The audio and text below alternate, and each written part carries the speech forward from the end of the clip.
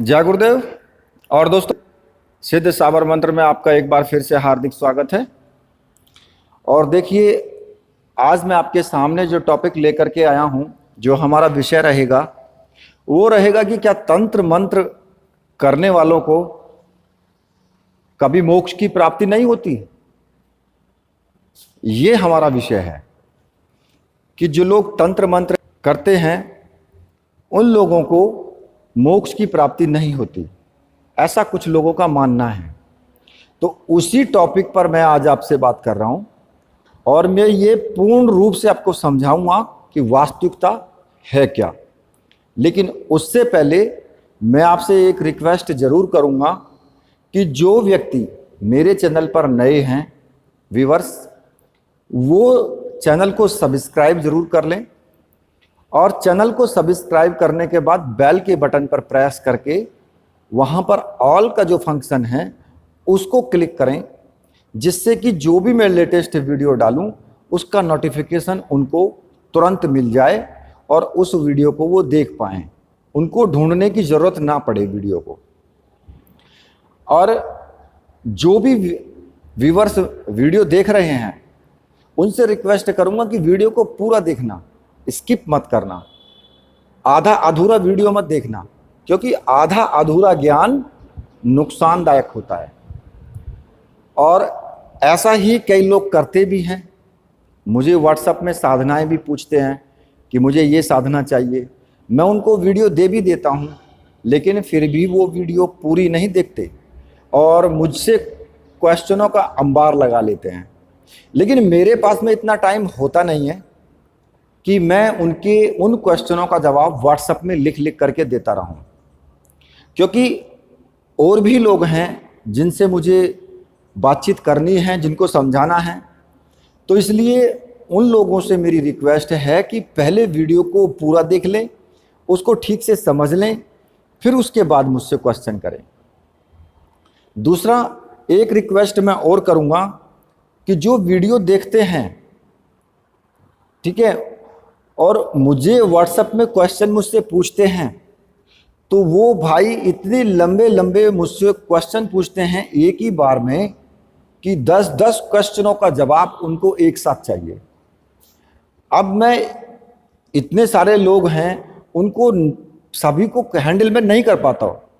तो इसलिए मेरी रिक्वेस्ट ये है कि एक बार में एक क्वेश्चन आप मुझसे पूछें तो मैं उसका जवाब आपको दे दूं।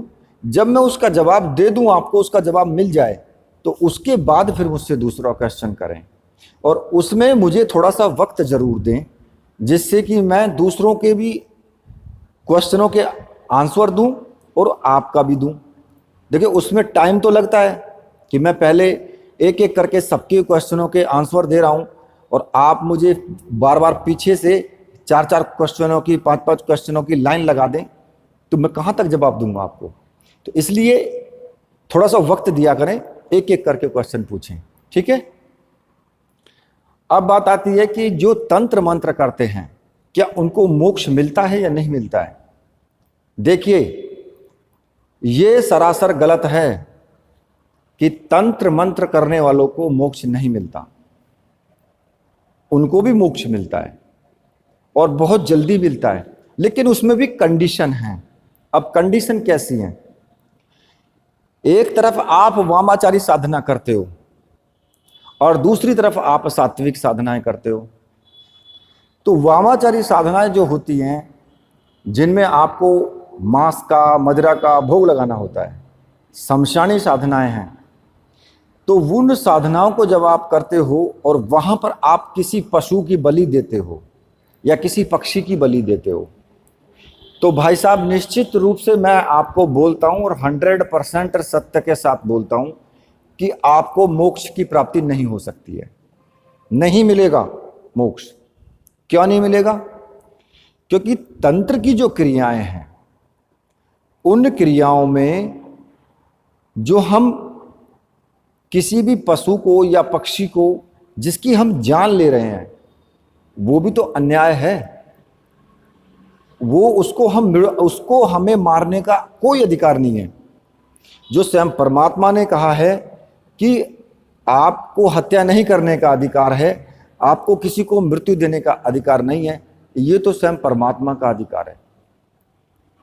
अब जो सात्विक साधनाएं करते हैं उसमें भी अगर आप सात्विक साधना करते हैं, आप मान लिया कि आप भगवान विष्णु की साधना करते हैं, नारायण साधना करते हैं, या भगवान शिव की साधना करते हैं, या फिर महाविद्या की साधना करते हैं, यहां तक कि योगिनी की साधना भी अगर आप करते हैं तो भी आपको मोक्ष मिलेगा।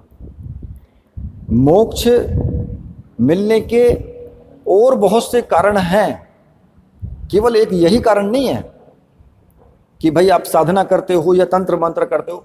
लेकिन तंत्र मंत्र में आप अगर किसी का बुरा करते हो, आपसे किसी ने यह कह दिया कि मैं आपको 5,000 रुपये दूंगा और आप फलाने व्यक्ति को उसको मार दो, तंत्र मंत्र के द्वारा उसके ऊपर मूठ छोड़ दो, चाहे आप जल मूठ छोड़ो, चाहे अग्नि मूठ छोड़ो, चाहे कैसी भी मूठ छोड़ो, या किसी भी तरह की कोई बाण छोड़ो, उसको मार दो। और आपने 5,000 रुपये के लोभ में या लालच में, या उसने 11,000 दिए या 50,000 दिए आपको, और उस लोभ में आपने उस व्यक्ति को मार दिया तंत्र मंत्र के द्वारा, तो आपको उस जो आपने कर्म किया है उस कर्म का दंड तो आपको भुगतना पड़ेगा।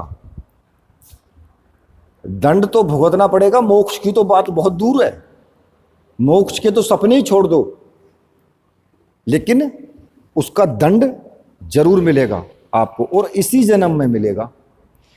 तभी मैं कहता हूं कि बुरा कभी किसी का मत करो। अब रही बात, ये मैं सबको सात्विक साधनाओं की भी बता रहा हूं। मान लिया किसी ने वीर सिद्ध कर लिया, जैसा कि मेरे सामने एक प्रसंग आया भी था, मैंने वीडियो भी दी थी कि एक लड़के ने वीर सिद्ध किया और उसने 3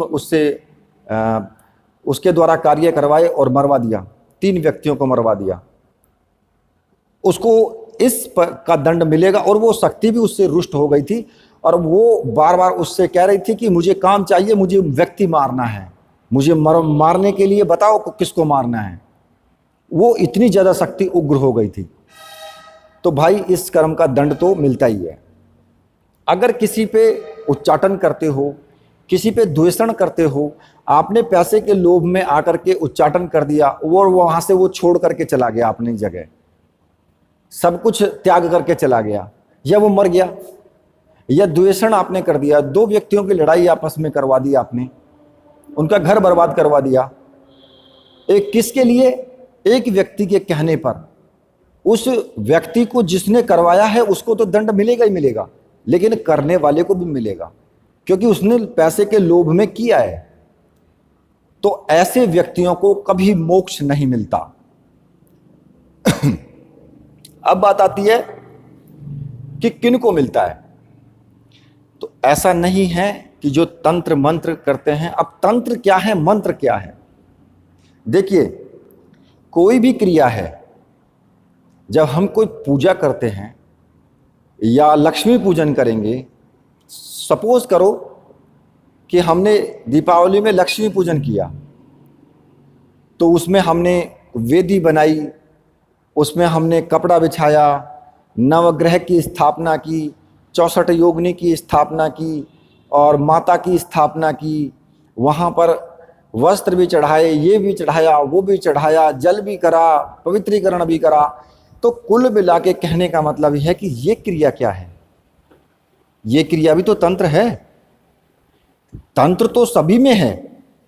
तंत्र का मतलब ये नहीं है कि सिर्फ तांत्रिक को ही वो बोलते हैं कि जो अच्छा बुरा, मतलब कि बुरा करता है वो वही तंत्र है, या बुरा होगा उससे वही तंत्र है, ऐसा नहीं है।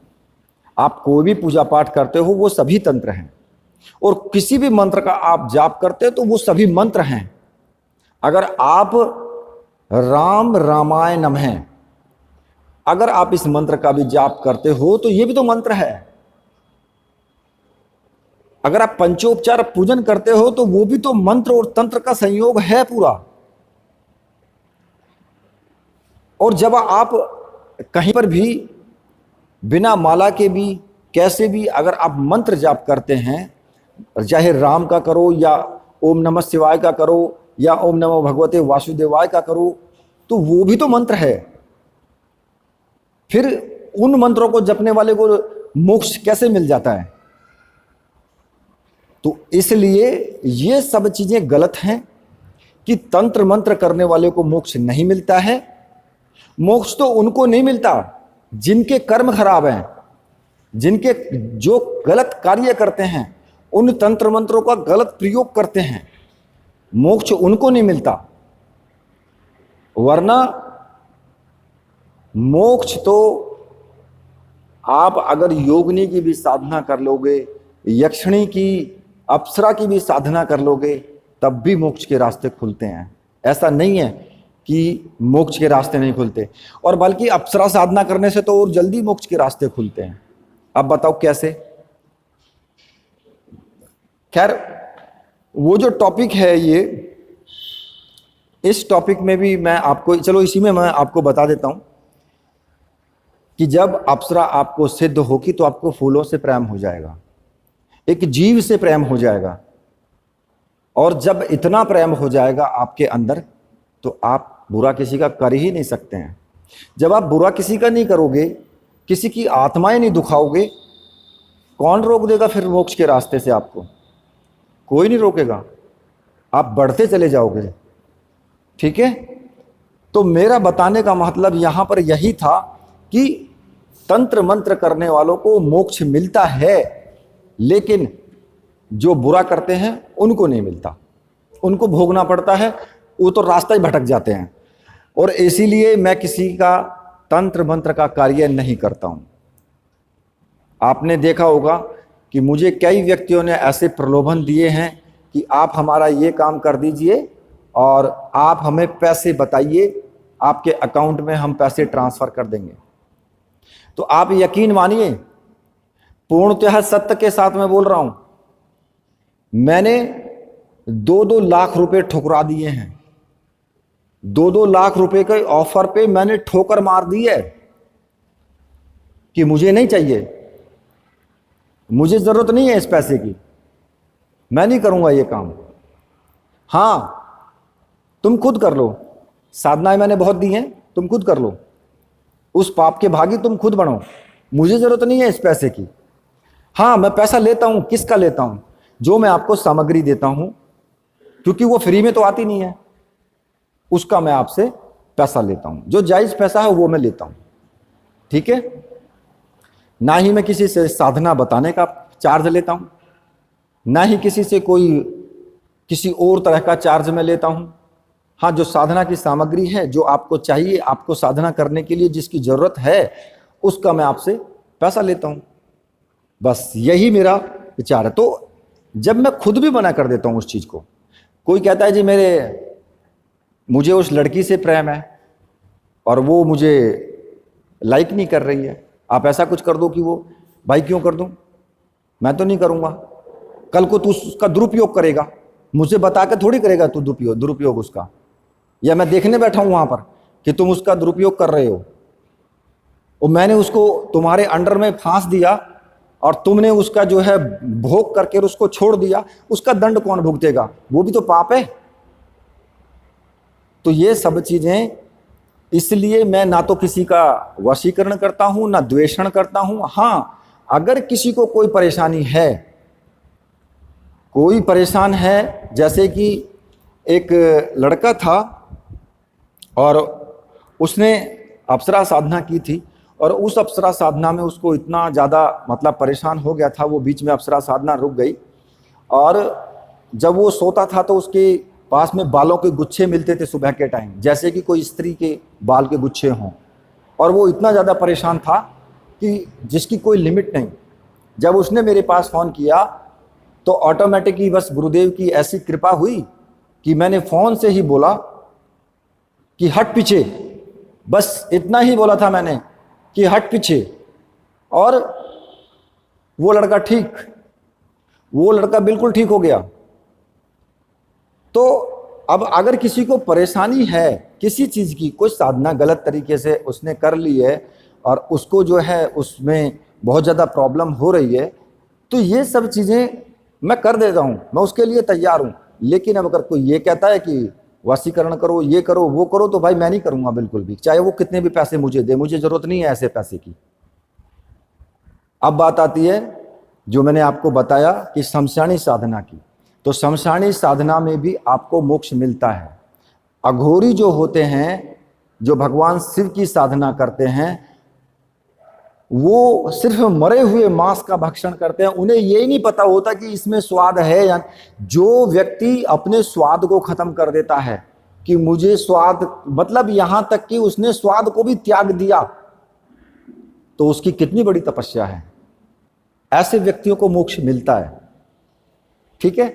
लेकिन उन व्यक्तियों को मोक्ष नहीं मिलता है जो बकरा भी काट देंगे, मुर्गा भी काट देंगे शमशान में जाकर के, और फिर उसको घर ले आएंगे और उसको बना करके भी खा जाएंगे। तो भैया ये तो पाप है। दारू की बोतल वहां पर चढ़ा देंगे, बाकी को खुद पी जाएंगे, तो ये भी पाप है। तो इसलिए उन लोगों को मोक्ष की प्राप्ति नहीं होती है। बाकी तंत्र मंत्र करने वाले के, जो सात्विक अच्छे विचार वाला, अच्छे कर्म करने वाला है, जो तंत्र मंत्र करता भी है, उसको मोक्ष की प्राप्ति अवश्य होगी। तो इसी के साथ अब मैं वीडियो को यहीं पर समाप्त करता हूं। तो मेरे साथ बोलिए, बोलिए वीर बजरंगबली हनुमान जी महाराज की जय, बोलिए मेरे परमहंस गुरुदेव की जय।